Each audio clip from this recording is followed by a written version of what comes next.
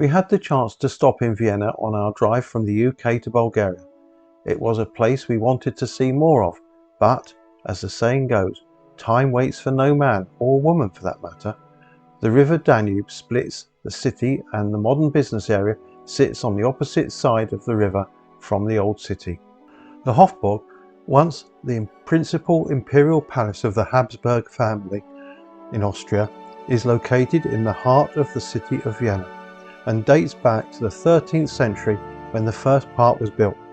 After the Second World War in 1946 it became the official residence and offices of the President of Austria. Since 1279 the Hofburg area has been the seat of government. It has been expanded over the centuries to include various residences such as the Imperial Chapel, Imperial Library and even the Spanish Riding School, to name just a few of the premises housed within it. The life of the city, with its fountains and marvellous architecture, is everywhere you look. One thing we were able to do was something rather decadent. Sacca taught at the Sacca Hotel, with all the trimmings.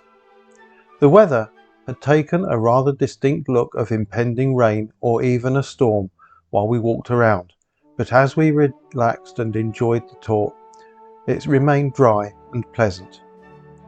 Another place we were told to go and see was what we were told was the most expensive street in the world.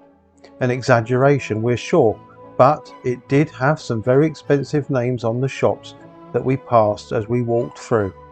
Called the Kohlmarkt, the names of very big and expensive brands adorned the shops.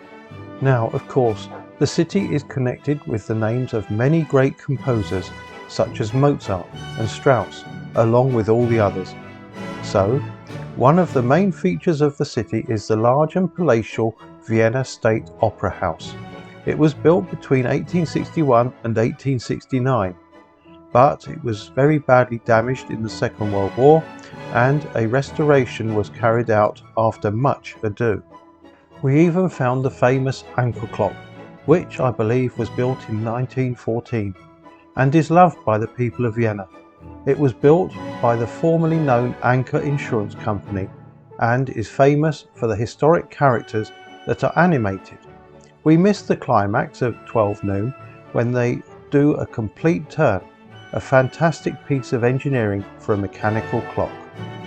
We're really pleased that we had and were able to take the chance to have at least a short time in this wonderful city together on our journey, which brought us right past this amazing city. It's well worth it, and all in all, it was a great day for us.